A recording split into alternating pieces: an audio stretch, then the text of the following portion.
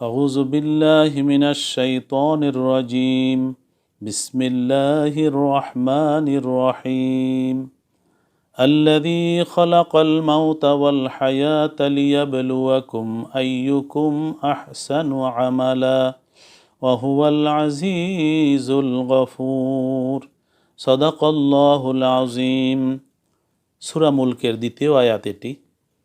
মহান রব্বুল আলামিন এ আয়াতে ঘোষণা করেন সেই মহান সত্তা যিনি সৃষ্টি করেছেন মরণ এবং জীবনকে, যাতে তোমাদেরকে পরীক্ষা করতে পারেন কে তোমাদের মধ্যে কর্মে শ্রেষ্ঠ, এবং তিনি পরাক্রমশালী ক্ষমাময়। আল্লাহ রাব্বুল আলামিন এই আয়াতে বলছেন যে তিনি মরণকে এবং জীবনকে সৃষ্টি করেছেন এজন্য যাতে মানুষের কর্ম তিনি পরীক্ষা করতে পারেন কে কর্মে সুন্দর, কে কর্মে শ্রেষ্ঠ। আমরা মনে করি যে শুধুমাত্র জীবনই বোধহয় সৃষ্ট, আসলে মরণকেও আল্লাহ সৃষ্টি করেছেন। জীবন আর মৃত্যুর এই দোলাচলেই আমরা আছি।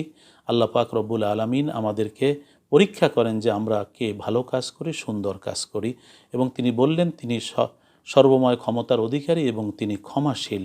আল্লাহ পাক রব্বুল আলামিন আমাদেরকে ক্ষমা করুন, আমাদেরকে নেক আমল করার তৌফিক দান করুন।